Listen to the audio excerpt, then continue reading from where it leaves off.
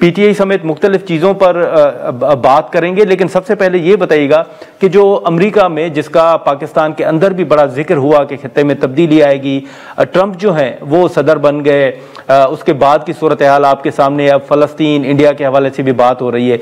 Overall आप क्या देख रहे हैं खित्ते में तब्दीली? मेरा ओवरऑल व्यू ट्रंप के बारे में मुस्बत है। अच्छा, सवाए फ़लस्तीन के इशू पे, फ़लस्तीन के इशू में मुझे लगता है कि नेतन्याहू ने उसे फंसा दिया, ट्रैप कर दिया, और वो फंस उसको, और वो चाहता था ट्रैप करना ताकि वो गुंजल में फंस जाए, लेकिन मेरे ख्याल वो निकल आएगा। ओवरऑल आप देखें ना, 2-3 चीजें जो हमारे लिए रिलेवेंट है। अफगानिस्तान पर उसने कहा है हुकूमत को, तालिबान की, कि जो असला अमेरिका छोड़ के गया है, जो अमेरिका की अपनी नालायकी थी, वो वापस करो, ठीक है, जिसकी तायद हमारे फॉरेन ऑफिस ने भी की है। इंडिया के बारे में पहली दफा इशू नया आ गया है इमिग्रेशन का। इंडियन लोग हाथकड़ी लगाकर खवातीन और मर्द डिपोर्ट हो रहे हैं अमेरिका से, और बड़े तौहीन-अमेज़ तरीके से। पहले होता था, मुझे अफसोस से कहना पड़ता, कभी पाकिस्तानी या कभी कोई अफगान या बांग्लादेशी, पहली दफा इंडिया के साथ ये सलूक हो रहा है, इंडियन बाशिंदों के साथ अमेरिका से। और एक और बड़ा अच्छा मुस्बत बयान दिया है ट्रंप ने। उसने कहा है कि ईरान जो है वो एटम बम नहीं बना रहा, और ईरान की जो क़यादत है बेशतर वो एटम बम नहीं बनाना चाहती। ये तो जो अमेरिका की सारी पॉलिसी है, जो इजराइल की सारी पॉलिसी है, उसके बरक्स है। वो तो कहते थे कि ईरान जो है बम बना रहा है, इसको पहले हम बम कर दें। तो ट्रंप की जो सोच है वो गैर रवायती है। वो पहला अमेरिकन सदर है जो American establishment, American deep state, pentagon, CIA का नुमाइंदा नहीं, तो कम से कम नई जंगें शुरू नहीं करेगा। और उसका वो दुकानदार अप्रोच है, कुछ लो कुछ दो, और उसकी किताब भी है the art of the deal. लेकिन मुशर्रफ साहब, आप क्या समझते हैं कि हाल ही में जो अमरीकी बिजनेसमैन पाकिस्तान आए थे, उन्होंने प्रेस कॉन्फ्रेंस भी की, जो बयानात भी दिए, उन अमरीकी बिजनेसमैन के बयानात आप क्या समझते हैं कि किस हद तक अहमियत के हामिल हैं? वो बिजनेसमैन का नाम मैंने पहली दफा सुना है, और वो नया आया। लोग कहते हैं वो बिलियनियर है। मैंने जो लिस्ट देखी है बिलियनियर की, वो तो अमेरिका में 813 है अरबपति बिलियनियर्स, उसमें तो उसकी लिस्ट में नाम नहीं है। तो आप देखें ना कि अगर इधर से भी कोई बिजनेसमैन चला जाए, और या कोई और चला जाए, तो वो जो मर्जी बयानबाजी किसी और मुल्क दे दे, तो वो हुकूमत की नुमाइंदगी नहीं कर रहे थे, वो अपनी नुमाइंदगी या अपने कंपनी की या जो भी अपना उनका इदारा है उसकी कर रहे होंगे। कम से कम मुझे नहीं लगता कि वो अमेरिकन हुकूमत के कोई ऑफिशियल या अनऑफिशियल नुमाइंदे। लेकिन इस वक्त देखें तो जो पॉलिसी है ट्रंप की, डिपोटेशन पॉलिसी का आप देख लें, यूएसएड और जो इमदाद बंद करने के हवाले से फैसले हैं वो आप देख लें, इनके असरात आप क्या देख रहे हैं मुशर्रफ साहब? देखें जी, ये तो उनकी जनरल पॉलिसी का नतीजा है। वो कहता है कि ये यूएस एड ये जाया होती है, और वो जो $68 बिलियन देते हैं दुनिया को, $68 बिलियन, तो वो कहता है ये अमेरिका में पैसा खर्च होना चाहिए, ये टैक्स पेयर का पैसा जाया हो रहा है। तो ये उनकी बैनुल-अक़वामी पॉलिसी का नतीजा है। मुझे लगता है कि जो अमेरिका का जो जवाल आ रहा था, उसको शायद ट्रंप एक्सपर्टाइट कर रहा है, तेज कर रहा है, क्योंकि अमेरिकन एस्टैब्लिशमेंट के जो जितने भी सतून थे, जितनी भी पुरानी पॉलिसीज थी, जितने भी दरीना मौक़िफ़ थे, सब को वो बतदरीज तब्दील कर रहा है। लेकिन मुशर्रफ खान के अंदर अगर आप देखें तो इंतखाबात जो हैं उनको 1 साल जो है वो मुकम्मल हो चुका है, एक जमात के तहफ़्फ़ुज़ात अभी भी बरकरार हैं। 1 साल में मुशर्रफ आपने ओवरऑल क्या देखा है इंतखाबात के बाद की सूरत हाल? देखें जी, इलेक्शन के बाद बात अभी तक संभली नहीं जी, सेटल डाउन नहीं हुई। और इलेक्शन में भी देखें, सबको पता था कि असल इलेक्शन रिजल्ट क्या था। फॉर्म 45 से 47 पहुंच गया मामला, और जो पार्टी जो जीती थी जी, उसको हरा दिया गया। इसलिए मामला संभल नहीं रहा, और इसलिए मैं कहता हूं कि पाकिस्तान में दस्ते शफा की जरूरत है, हीलिंग टच की जरूरत है, और सबको जोड़ने की जरूरत है। और इस किस्म का सिलसिला नहीं चल सकता। उसके बावजूद आप देखें कि 8 फरवरी 2024 को जो लोग थे जिन्होंने अपना वोट का हक इस्तेमाल किया, वो वोट को एक किस्म का हथियार के तौर पर इस्तेमाल किया। उन्होंने तो सिस्टम को मुकाबला किया और काफी जगह सिस्टम को हरा दिया। तो मेरे ख्याल में हमें सबक सीखने चाहिए। हसीना वाजिद भी इलेक्शन जीत गई थी अपने, आपको याद होगा, बड़ी उन्होंने जश्न मनाया था, तो अब पता नहीं चला क्या हुआ। तो इसलिए जरूरी है पाकिस्तान में अगर स्टेबिलिटी आनी है। अब देखें ना, 1 साल हो गया है, पिछले साल आप मुझे बताएं कितनी फॉरेन इन्वेस्टमेंट आई है, इतनी तवक्कुआ थी। फॉरेन इन्वेस्टमेंट बिल्कुल कम हुई है, दहशतगर्दी बढ़ी है, तो अदम इस्तेहकाम कायम है।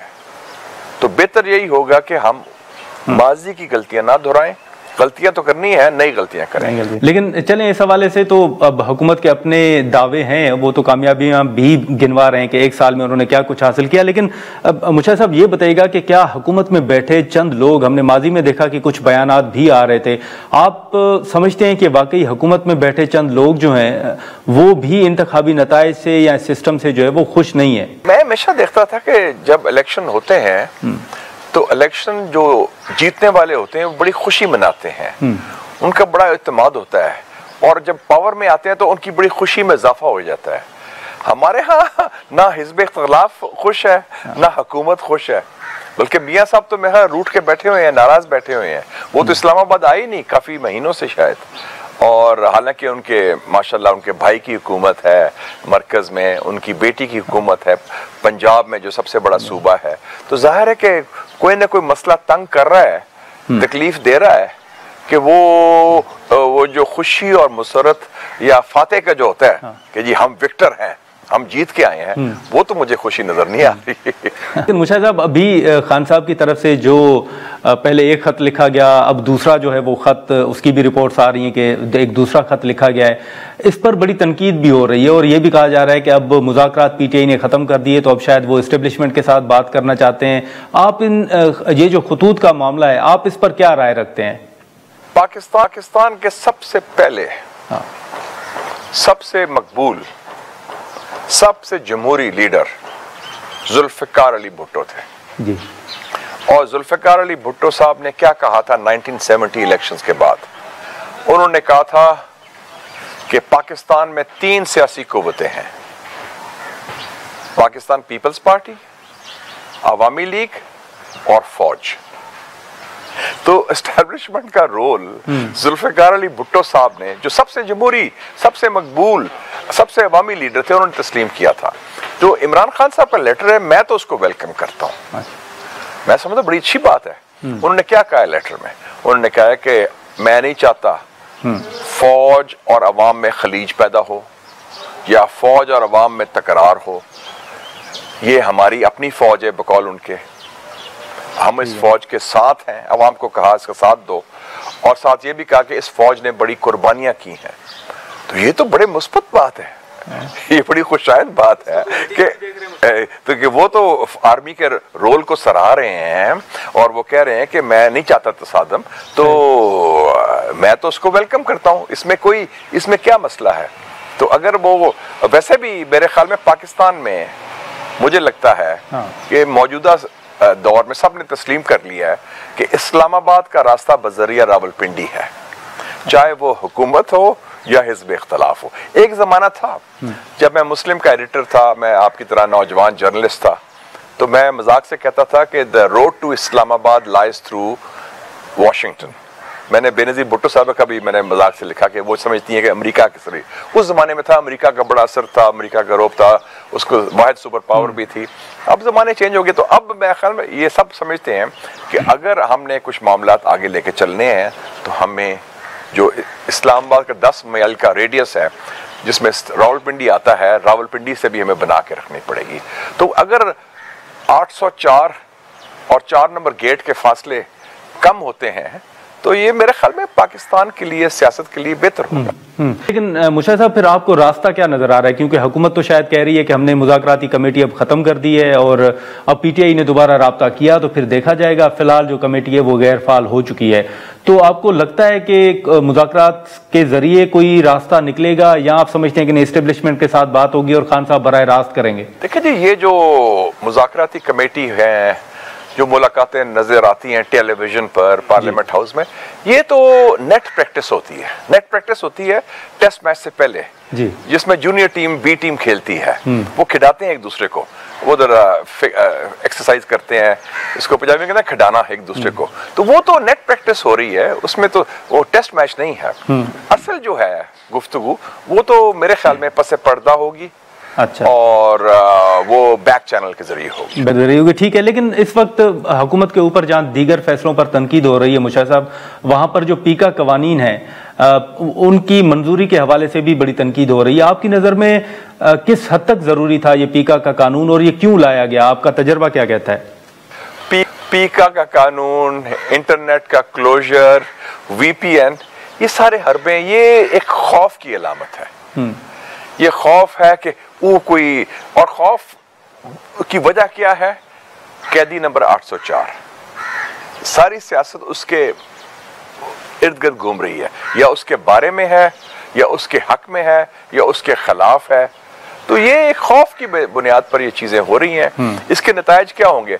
पाकिस्तान जो है ना, ये कोई पसमानदा अफ्रीकन या अरब मुल्क नहीं है।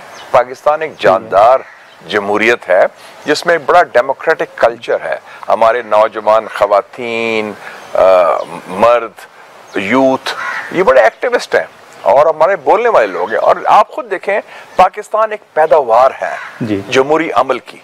कायदे आजम वॉज अ डेमोक्रेट, कायदे आजम वॉज अ कॉन्स्टिट्यूशनलिस्ट, और कायदे आजम तो वो लीडर थे जिन्होंने भगत सिंह, जिसको ब्रिटिश कहते थे टेररिस्ट है, दहशतगर्द, उनके हकूक की बात भी की थी, हालांकि उसको महात्मा गांधी खामोश थे। तो हमारे तो DNA में है बोलना, बात करनी और रेजिस्ट करना। तो ये मेरे ख्याल में ये टेम्पररी फेज है। मैंने खुद जनरल ज़िया-उल हक साहब का दौर देखा है जब मैं एडिटर था मुस्लिम का, हालांकि वो तो मदर ऑफ ऑल एस्टेब्लिशमेंट्स थी और मिलिट्री रजीम बड़ी उस किस्म का दबदबे वाली। तो वो जब सच होता था, सच के सामने खड़े नहीं हो सकते थे। ठीक है। 2016 में भी तो मुशाहिद साहब ये पीका कवानीन सामने आए थे, वो मंजूर हुए, आपने देखा।